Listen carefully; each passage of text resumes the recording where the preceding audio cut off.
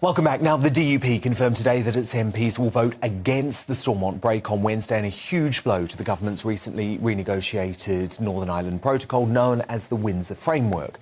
The Conservative Party's European research group, the ERG, very influential, are due to hold a press conference tomorrow. It's expected they will now row behind the DUP's objections. So this is a big headache for Rishi Sunak, and adding to that today, the announcement by Reform UK that 11 former Brexit Party MEPs, including Anne Widdecombe and Ben Habib, are joining the party. And speaking to GBNews this morning, Anne Widdecombe said that it was Reform, not the Tories, who will stand up for the future of the Union. I do believe in the Union, and leaving Northern Ireland in the EU while the rest of us come out was not what was promised. Last time the Brexit Party stood down candidates because the Conservatives were promising to get Brexit done. They have ratted on that promise, and as far as we're concerned, we're not going to be bought off a second time, and we will be standing in every single seat. So, Richard, look, a big day for your party, a big day for Brexit politics, arguably a very bad day for the Conservative Party. But I want to talk about the Windsor Framework first, because this was obviously a very significant announcement from the DUP. We may get another one from the ERG tomorrow.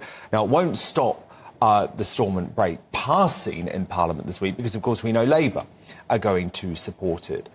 But does this show that real Brexiteers cannot endorse the Windsor Framework, and does your party reject it? We completely reject it. Obviously, we've been liaising closely with the DUP because it was quite clear from reading the detailed text and reading what the EU was saying about it that they basically saw there was no change whatsoever. The Stormont break is like a rusty carbuncle that's attached to nothing. It doesn't move, it doesn't work. So you can pull it or push it any which way you want. This is the best we're ever going to get. So we've heard that. Brexiteers should accept it. No, but actually, do you know what? They said that before, and then he said, look what I've got. And we looked at what he's got, and it doesn't work. This break's not attached to anything. It's only in respect of new laws that come down that have to be material and significant. There's then a veto by the UK government. In that case, the EU can then apply sanctions to us. It would never work, never be applied. It doesn't change anything. So the politics of this, and look, Widdy, you know, she's on this show every Thursday night. She's someone I hugely respect.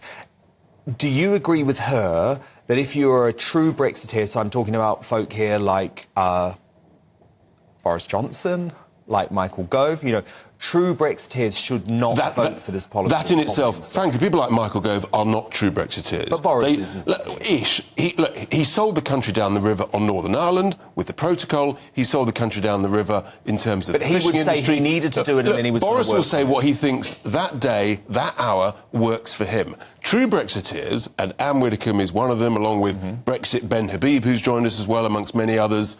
And I'm absolutely delighted. We know that the Union is at risk if this carries on under the existing protocol. His changes make no difference at all to the DUP tests. They make no difference at all to the fundamental point, Dan, which is that Northern Ireland is subject to foreign laws by a foreign parliament, subject to a foreign court, and it doesn't change any of that. OK, look, I want to talk about your announcement today. Look, I have a lot of respect for these 11 former Brexit Party MEPs, but a lot of folk in political circles are saying, but hang on a moment, you need to encourage some Conservative MPs to join your cause. That's the way that you're going to be able to make a real difference at the next election. Are you disappointed that, yes, you've got your old band back together, that's great, but you haven't actually got anyone new? No, look, I'm delighted that the band is back together. You can decide which sort of band it is. But look, this is a band of very experienced, very talented, very wise folk who are going to put their shoulder behind the wheel. We're going to make a massive difference. We stand everywhere. No one's defecting from the Conservatives. And to be honest, the reality is almost all of them now have become socialists. High tax, high spend, low growth, and they all seem to sign up to it, thinking that last week's budget was good. It was an absolute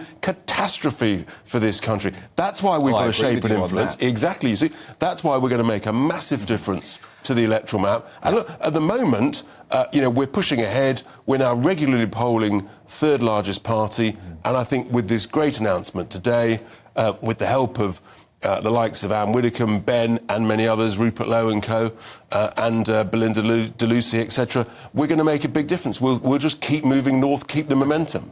But you know this is what you're not going to like me saying. All you've done today, Richard Tice, I put it to you, all you've done today is guarantee that we get the Ramona-in-Chief, Keir Starmer, as our next Prime Nonsense, Minister. Dan. Look, two things. But Firstly, you're going to split the vote. There's no difference, Dan. I keep saying this, but it's not registering with you, so I'll say it again. I keep saying there are two types of socialism: the con-socialist Tories and the red socialist Labour Party. So they're both as bad as each other? They're both as bad as each other. So you genuinely think Keir Starmer as Prime Minister is as bad as Rishi Sunak? Because I don't. They're both awful. Rishi Sunak is guilty of misleading the British people and, I suspect, misleading the House of Commons. By the way, my point was that Windsor Starmer agreement. will be much worse than I think Sunak. they're both awful. The country's in a terrible state. It needs fundamental reform. That's why we're doing what we're doing. We know we've got the right... But don't you need to reform the electoral system? I mean, look, there's no point you standing in every seat when, under first past the post, you simply cannot win these seats. Dan, it's very simple. Why aren't you campaigning first and foremost to change the electoral system? Because that's what we're campaigning on multiple fronts. But the reality is, you know, you've got to be in the room to be in the deal. If you want to win the lottery, you've got to buy a ticket. I don't. But you stand everywhere, we shape and influence. Who knows? The more people that vote for us, the more we win. But we stand everywhere, we make a massive difference. Will you win seats? Are you predicting that you will win seats? Of course, I want to win as many seats as possible because I want as many people to vote for us as possible, and we will shape and influence. And what today does is show that we stand foursquare with the DUP for the union, and anything that puts that at risk, frankly, we stand against them. But I understand what you're saying philosophically, of course I do.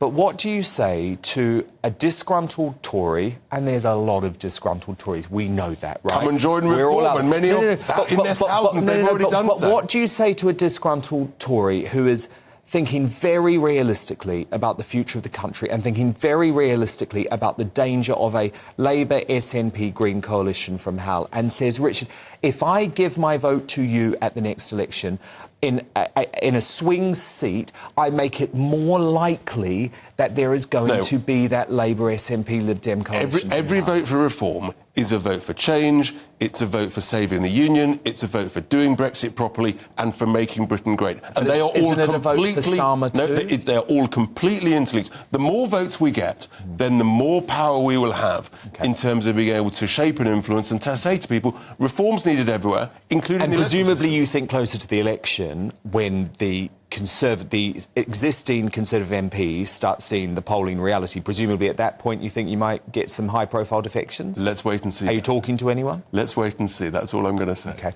Richard Tice, great to have you, the leader of Reform UK. Thank you so much.